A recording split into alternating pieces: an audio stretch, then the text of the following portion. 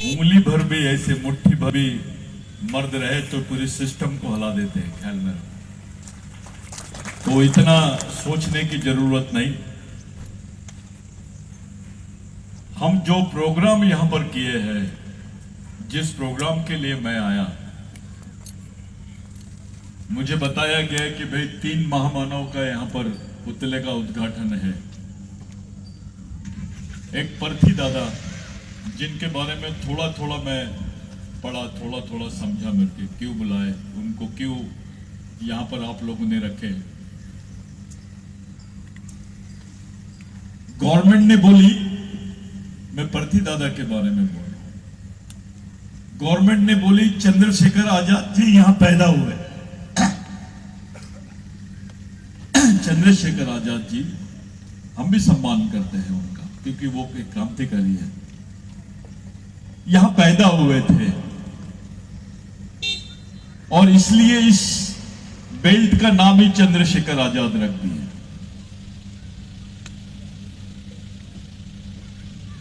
उनका गैजेट मिल गया गवर्नमेंट को, उनका गैजेट में नाम मिल गया गवर्नमेंट को। पर्थी दादा का नाम क्यों नहीं मिला?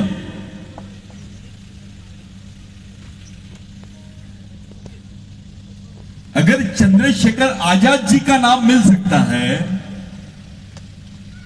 तो पर्थी दादा का नाम क्यों नहीं मिला? ये कुछ समझ के बाहर है, हजम नहीं हुआ ये। मैं क्रांतिकारी चंद्रशेखर आजाद का विरोध नहीं कर रहा हूं, मैं उन लोगों से पूछ रहा हूं जो बड़े जोर शोर से चंद्रशेखर आजाद जी को यहां पर स्थापित किए, उन्हीं से पूछ रहा हूं, पर्थी दादा की कहीं याद नहीं आई क्या आपको? कभी सोचा भी नहीं कि ये कौन है पर्थी दादा? अलीराजपुर में जब जंगल सत्याग्रह हुआ था, तब 742 आदिवासियों को मार दिया गया था। ये लिखा हुआ है ऑफिशियली 742, हो सकता है 7000 भी हो सकता है। उस सत्याग्रह का हिस्सा यानी पर्थी दादा, जिन्होंने गांधी जी को यहां पर लाने की जीत की थी। जब गांधी जी यहां से गुजरात गए तो उसी समय गांधी जी यहां पर थे और गांधी जी इस क्षेत्र में आके गए पर्थी दादा के साथ में, और पर्थी दादा यहीं से उनके साथ में गए। ये केवल गांधी जी के साथ घूमने वाले लोग नहीं थे, ये आदिवासियों का जंगल सत्याग्रह चलाने वाले लोगों में से एक नाम है। अफसोस इस बात का है, हमारा एक भी नेता नहीं बोलता इस बारे में कुछ।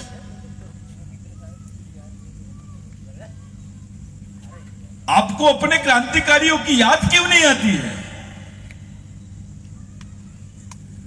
सब अपने अपने क्रांतिकारियों की बात करते हैं इस देश में, आप अपने बारे में क्यों नहीं बात करते हो? क्या बात है? किस बात से डरते हो तुम? बड़ी बात यह लगी मेरे को कि आदिवासी और बाबा साहब का पुतला वो स्थापित कर रहे हैं। अब दलितों ne बंद कर दिया बाबा साहब का पुतला बिठाने का, अब वो बुद्ध के पुतले बिठा रहे हैं, वो बौद्ध विहारों का निर्माण कर रहे हैं। लेकिन आदिवासी के लिए बुद्ध से ज्यादा महत्वपूर्ण आदमी डॉक्टर बाबा साहब अम्बेडकर है। और इस देश के लिए भी एक आदिवासी आदमी रिक्शा चलाने वाला है और पीछे में एक अम्बेडकरी समाज का आदमी बैठा है सवारी में, रिक्शे के ऊपर में। दोनों चल रहे हैं, चलते चलते वो अम्बेडकरी आदमी ने वो आदिवासी आदमी से पूछा, रिक्शा चलाने वाले से, अरे यार तुम देखते हो ये बुद्ध की मूर्ति है? बोले हाँ। बुद्ध के पिताजी का नाम क्या था? बोले। तो वो रिक्शा वाला सोचा सोचा सोचा सोचा और आगे बढ़ा थोड़ा और रुक के उसको क्या बोलता है, दादा बुद्ध के पिताजी का नाम अंबेडकर था। तो बोले कैसे, तू तो गलत बता रहा है। तो उसने बोला अगर इस देश में अंबेडकर पैदा नहीं होता तो ये जनरेशन को बुद्ध मालूम नहीं होता। ये लॉजिक था और उसी लॉजिक ने हमको यहां तक के पहुंचाया कि हम आज डॉक्टर बाबा साहब अंबेडकर की गाथा स्थापित कर रहे हैं। यानी आदिवासियों का संविधान पर, संवैधानिक अधिकारों पर विश्वास है। अब सवाल यह खड़े होता है कि जिस समाज का संविधान पर विश्वास है उस समाज की धज्जियां उड़ा रहे हैं लोग। बुरहानपुर में क्या हुआ, 2000 घरों को तोड़ दिए। 40 साल से वो उसी क्षेत्र में थे। 5वीं अनुसूची का क्षेत्र है। उनको अतिक्रमणकारी बोले, जो मालिक है उसको अतिक्रमणकारी बोले। उनको खदेड़ा गया, उन पे चोरी के इल्जाम लगाए गए कि इसने सागवान चोरा है।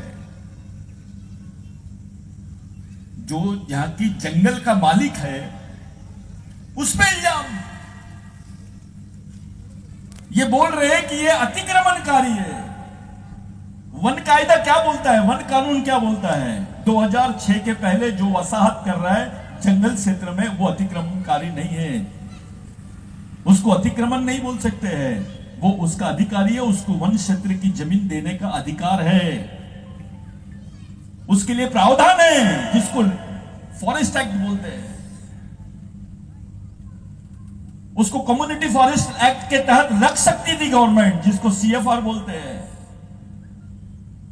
सामुदायिक अधिकार, वन अधिकार के तहत उसको उस जमीन को रख सकती थी, उनको बिठाया जा सकता था, उनको बसाया जा सकता था। क्या बात है, किसको देने की तैयारी कर रहे हैं वो जमीन, किसको देना चाहते हैं? सब चुप है, किसी का मुंह नहीं खोल रहा है, कोई खामोश है। सब 200-250 लोगों को अंदर डाल दी पुलिस ने। अबे जो उस जमीन का मालिक है वो अतिक्रमणकारी कैसे हो गया? कोई पार्टी कुछ नहीं बोल रही उसके बारे में, कोई पार्टी का कोई रिएक्शन नहीं है। पालघर में वैसी हुआ। इसके पहले एक हादसा हुआ, यहां पर गोली चलाई गई आदिवासी बंदे पे। प्रैक्टिस कर रहे हैं, एक्सपेरिमेंट कर रहे थे कि इनको गोली मारो, इनके समाज में क्या रिएक्शन होती है, देखते हैं। अब सरकार का नया पॉलिसी आ गया है। वर्ल्ड की किसी गवर्नमेंट ने नहीं किया सर, ये पहली गवर्नमेंट है जो कर रही है। फॉरेस्ट की जमीन प्राइवेट सेक्टर को दे रहे हैं, निजी हाथों में दे रहे हैं, अदानी को दे रहे हैं, अंबानी को दे रहे हैं, ना जाने किसको किसको दे रहे हैं। ये फॉरेस्ट की जमीन किसकी है? ये आदिवासियों की जमीन है, जो आदिवासियों को दी जाती है, फॉरेस्ट एक्ट में दी जाती है। वो जमीन जिसको पार्शियल ट्राइबल लैंड बोलते हैं, जिसको पार्शियल ट्राइबल लैंड यानी अर्ध आदिवासी भूमि, जितनी जंगल है उसको पार्शियल ट्राइबल लैंड का दिया गया है। और वो partial tribal land non tribal को ट्रांसफर करने की प्रैक्टिस कर रही है गवर्नमेंट, यानी दलाली का काम कर रही है गवर्नमेंट। इतनी बड़ी संख्या में मध्य प्रदेश के जंगलों को निजी हाथों में जब दे देंगे, आदिवासियों की संभावनाएं खत्म हो जाएंगी कि भविष्य में उसको कोई जमीन मिलेगी। कोई बोल रहा है इसके ऊपर कुछ? किसी पार्टी के रिएक्शन आई क्या? तुम बोल रहे हो क्या? तुम्हारे लोग बोल रहे हैं क्या? यह बड़ा प्रश्न है। प्रमोशन का झुंझुना थमा दिया, हमारे ऑफिसर काम से लग गए। अब तुम्हारी पूरी कौम को खत्म करने का षड्यंत्र है, तब भी कुछ नहीं बोल रहे हो। कब बोलोगे? जब खत्म हो जाओगे तब बोलोगे।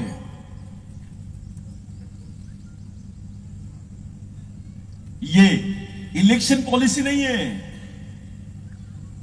ये सिलेक्शन पॉलिसी है। ये गवर्नमेंट आदिवासियों के खिलाफ में ऐसे काम कर रही है जैसे युद्ध चल रहा हो। पूरा गढ़चिरौली खाली कर दिए है। लोगों की मर्जी के खिलाफ में माइनिंग हो रहा है। बच्चों को कैंसर हो रहा है, लंग्स कैंसर हो रहा है, लैट्रिन से मिट्टी निकल रही है लाल। और अभी बहुत सारे खनिज यहां पर बहुत उत्खनन करने जा रहे हैं, माइनिंग्स के काम चल रहे हैं। किसी गवर्नमेंट ने किसी ग्राम सभा का कंसर्न नहीं लिया। ग्राम सभा की बात करते हैं, 5वीं अनुसूची के क्षेत्र में ये हो रहा है। भारत के जितने 5वीं अनुसूची के क्षेत्र है वहां पर यही प्रैक्टिस चालू है। हम तय तो कर ले कि किसके साथ जा रहे हैं, तो कौन से मुद्दे पे जाएंगे। व्यक्तिगत मुद्दों पे जाओगे क्या? सामाजिक मुद्दों पे बात तो करो कि कौन से मुद्दे पे हम इनसे एग्रीमेंट कर लें, कौन से मुद्दे पर हम इनका साथ देना चाहिए और वो हमारा साथ कौन से मुद्दे पे देंगे। ये तय करने की आज नौबत आ गई है, क्योंकि समाज खतरे में है, आदमी नहीं। कोई नेता खतरे में नहीं है, समाज खतरे में है। तो आपके निर्णय भी सामाजिक होने चाहिए और सामाजिक निर्णय लेने के लिए प्रक्रिया सामाजिक होनी चाहिए। हमारे पास वो आंदोलन नहीं है। हम लोग सीरियस नहीं है उसके बारे में, गंभीर नहीं है। ऐसा लगता है कि गवर्नमेंट आरएसएस चला रही है, जिसका प्रोग्राम है हिंदू राष्ट्र का। हिंदू राष्ट्र का दूसरा मतलब होता है आदिवासी मुक्त भारत, बगैर आदिवासियों के भारत। जिस देश की जल जमीन जंगल का मालिक आदिवासी है, वो देश दूसरा धार्मिक देश कैसे हो सकता है? जिस देश का संविधान प्रियम्बल बोलता है कि यह धर्मनिरपेक्ष देश है, वो धार्मिक देश कैसे हो सकता है? जिस देश में संस्कृति को मानने वाली कौम जिंदा है, वो देश धार्मिक देश कैसे हो सकता है? ये षड्यंत्र। दूसरी तरफ ये कि भारत में आदिवासी नहीं रहते हैं, सरेआम बोला जा रहा है भारत में आदिवासी नहीं रहते हैं। उसका दूसरा मतलब है आदिवासी भारत के नागरिक नहीं है। यह कोई विधानसभा में पारित होने वाला प्रश्न नहीं है, यह एक पॉलिसी है। तुम्हारे वजूद को ही खत्म करने का पॉलिसी है। तुम्हारी आदिवासियत को खत्म करने का पॉलिसी है। तुम जिंदा इसलिए हो क्योंकि आदिवासी हो। तुम्हारे को नौकरी इसलिए क्योंकि तुम आदिवासी हो। विधायक इसलिए हो क्योंकि आदिवासी हो। तुम्हारे बदन पे कपड़े हैं इसलिए आदिवासी हो। तुम्हारे पास जमीन है करके आदिवासी हो। तुम्हारी आदिवासियत खत्म, तुम्हारा वजूद खत्म। इस देश में ब्राह्मण होना बड़ी बात नहीं है। इस देश में क्रिश्चियन होना बड़ी बात नहीं है, मुस्लिम होना बड़ी बात नहीं है, हिंदू होना बड़ी बात नहीं है। बड़ी बात है आदिवासी होना। क्योंकि जिस दिन अपने आप को, जिस क्षण आप अपने आप को आदिवासी बोलते हो, आपकी मालकियत का जो भाव है आपके मन में आ जाता है। आप बिगर स्वाभिमान के कैसे जी सकते हो यार? बिगर पहचान के कैसे जी सकते हो आप? ये तो ऐसा हो गया है कि आपको बोला जा रहा है अनुसूचित जनजाति का आदमी है। अबे है कौन? तुम्हारी मालिकियत खत्म करने का काम चल रहा है। एक तरफ आप लोग 5वीं अनुसूची का आंदोलन चलाते हैं, दूसरी तरफ सरकार 5वीं अनुसूची को खत्म करने का आंदोलन चलाती है। एक तरफ आप लोग अपनी आदिवासियत का आंदोलन खत्म चलाना चाहते हैं, दूसरी तरफ सरकार आदिवासियों को ही खत्म करने का षड्यंत्र चल रही है। किसी पार्टी के पास सॉल्यूशन नहीं है इसका। इसका हल जो है वो राजनीतिक तरीके से निकलने वाला नहीं है, ये हल सामाजिक तरीके से निकलने वाला है, क्योंकि ये सामाजिक प्रश्न है। आप कौन सी पार्टी में हो ये महत्व की बात नहीं है, आप कौन से संगठन में हो ये महत्व की बात नहीं है, आपकी सोच क्या है ये महत्व की बात है। आपकी नीयत है क्या अपने समाज के लिए कुछ करने की? आप अपने समाज के प्रति ईमानदार हो, समझदार हो? इतनी बड़ी चुनौती किसी समाज के सामने नहीं खड़ी है जितनी आदिवासियों के सामने खड़ी है। यह मध्य प्रदेश का वो क्षेत्र है जहां मैं भाषा कर रहा हूं। ये पूरे इंडिया में नहीं, वर्ल्ड में जाना जाता है अलीराजपुर। और अलीराजपुर मजदूरों की मंडी बोलते हैं इसको, क्योंकि एक घर के बाद में दूसरा घर जो है मजदूरों का मिलता है। आधे से ज्यादा आदिवासी लोग रोजी रोटी की तलाश में दूसरे प्रदेश में जाते हैं। हर एक घर के बाद में एक आदमी मजदूर। ऐसा देश में कहीं किसी राज्य में नहीं है जो मध्य प्रदेश में है। लड़कियां मजदूर बन गई है। 20-20 साल अपना घर नहीं देखती है वो, चली उसको 11 साल की उम्र से लेके जाते 32 साल में घर में आती है वो।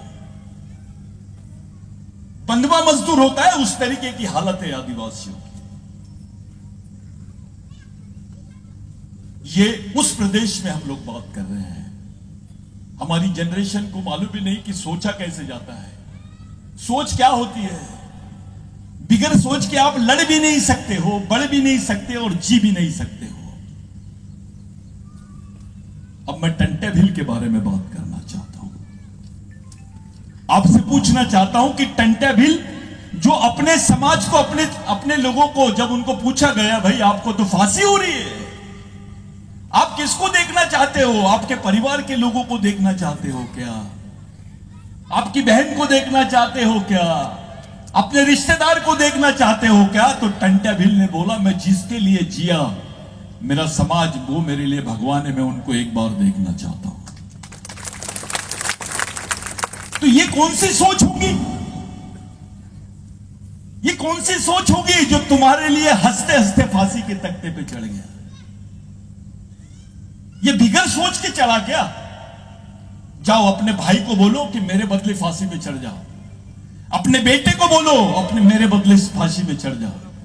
अपनी बहन को बोलो मेरे बदले फांसी में चढ़ जाओ। चढ़ता है क्या? ये वो नाम है जिसके भरोसे मध्य प्रदेश है, जिसके भरोसे महाराष्ट्र है, जिसके भरोसे गुजरात है, जिसके भरोसे राजस्थान है। इस देश में एक ऐसा नाम है, उसको टंटे भील का सरनेम नहीं मालूम किसी को, उसके आगे लगा दिए गए टंटे भील। ये पूरे समाज का प्रतिनिधित्व करने वाला शब्द आ गया है इसमें। यही टंटे भील का आंदोलन है जिसने होलकर अंपायर से भी लड़ा, अंग्रेजों से भी लड़ा, यहां के जमींदारों से, साहूकारों से, उनसे भी लड़ाई की। और उसी का नतीजा है तुम्हारे पास 4 एकड़, 10 एकड़, 20 एकड़ जमीन है। नहीं तो टंटे भील के इतिहास के पहले से छोड़ो और ढूंढो अपना इतिहास कि तुम्हारे पिताजी के पास कहां से जमीन आई। अगर आप बता दोगे कि ये मेरे वंश की जमीन है तो मैं यहां से नंगा चले जाऊंगा। ये प्रूफ होती है कि उसी आंदोलन की वजह से तुम्हारे हिस्से में जमीन आई। नहीं तो तुम्हारी जमीन तो छीन ली गई थी, फिर वो आदिवासी रहे या गैर आदिवासी रहे। इस क्षेत्र के हर आदमी के ऊपर टंटे भील का कर्ज है। उस टंटे भील को अपने ही समाज के कुछ टेढ़े शाइने गद्दार लोग उस टंटे भील को क्या बोलते हैं? डकैत था। अबे तेरे बाप को मालूम है कि जो तेरे को जिंदा रखा जिस नाम ने, उसको डकैत बोलता है तू? पहले घर जा और पूछ कौन से भगवान ने तेरे को जमीन दिया। उस भगवान का नाम बताओ जिस भगवान ने आदिवासियों को जमीन दिया होगा। ये वो भगवान है जिसने तुमको जमीन दिया, किसी राजा ने नहीं दिया, किसी दूसरे आमा मामा ने नहीं दिया, ओरिजिनल मामा ने दिया। बाकी मामा तो जमीन ले रहे हैं तुम्हारी, ये तो जमीन देने वाला मामा है रे बाबा। इसकी प्रतिमा से समाज को क्यों नहीं चली? अलीराजपुर में टंटे भील के मरने के कितने दिन बाद उसका पुतला बैठ रहा है। इससे ज्यादा हमारे लिए शर्मनाक बात क्या हो सकती है? क्या बात था? समाज क्यों भूल गया था टंटे भील को? क्यों भूल गया था? शाहरुख खान याद है, आमिर खान याद है, अमिताभ बच्चन भी याद है। अबे तेरे बाप का, तेरे बाप के बाप का बाप का बाप का बाप तुम्हारा भगवान, उसको कैसे भूल गए तुम? जिसकी बदौलत तुम्हारे बदन पे कपड़े हैं, जिसकी बदौलत तुमको पहचाना जाता है। इस देश का सबसे खतरनाक कानून जो विश्व के किसी देश में नहीं बना, ऐसा कानून आदिवासियों के खिलाफ में बना इस देश में, जिसको क्रिमिनल ट्राइबल बिल बोलते हैं। ये क्रिमिनल ट्राइबल बिल यानी जो क्रिमिनल ट्राइब है, अगर वो तुमको शहरी क्षेत्र में दिखता है, सिविलाइज एरिया में दिखता है, तो उसको मार दो।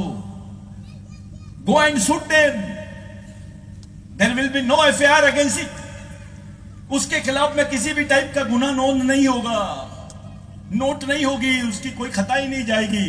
तुम आदिवासियों को मार सकते हो।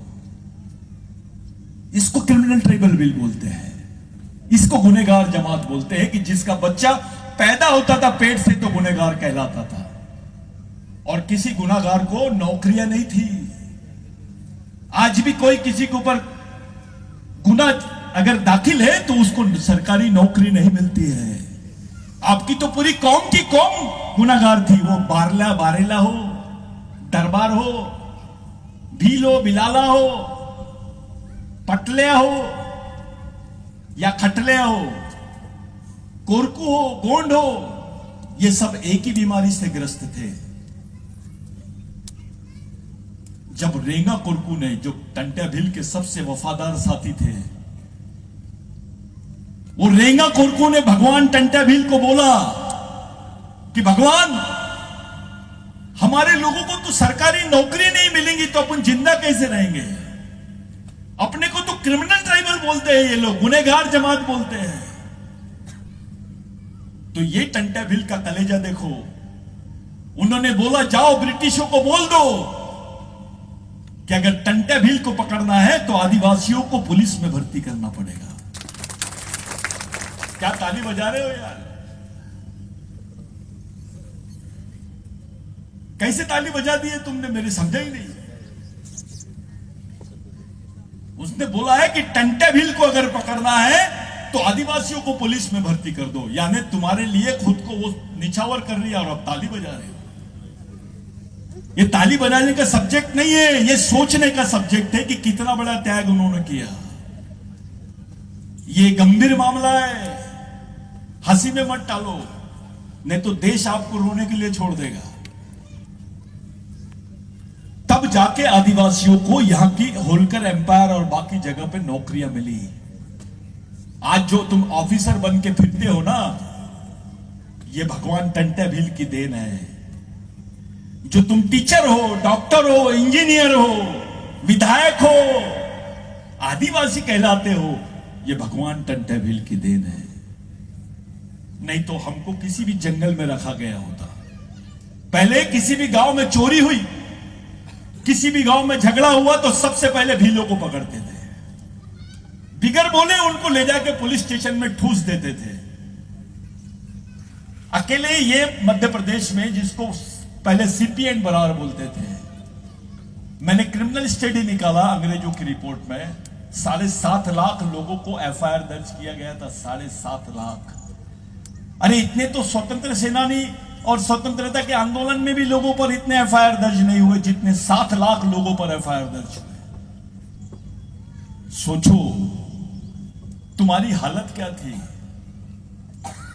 किस चक्रव्यूह में फंसते जा रहे हैं हम लोग। मैं बोला चिट्ठी तो नहीं लाए आप, बस 5 मिनट बोलूंगा। और तो टंट्या भील का जो सब्जेक्ट है, ये आदिवासियों का पार्ट नहीं है। भारत में किसी भी क्रांतिकारी ने, मैं ऑन द रिकॉर्ड बोल रहा हूं, किसी भी क्रांतिकारी ने 13 साल तक के सशस्त्र यानी हथियारबंद लड़ाई अंग्रेजों के खिलाफ में नहीं लड़ी। और आदिवासियों की मुसीबत देखो कि आदिवासी केवल अंग्रेजों के साथ में नहीं लड़ रहे थे, तो जमींदारों के भी साथ में लड़ रहे थे, यहां के पूंजीपति साहूकारों के भी साथ लड़ रहे थे, उच्च वर्णीयों के भी साथ में लड़ रहे थे, क्योंकि ये सब अंग्रेजों के पाले में थे।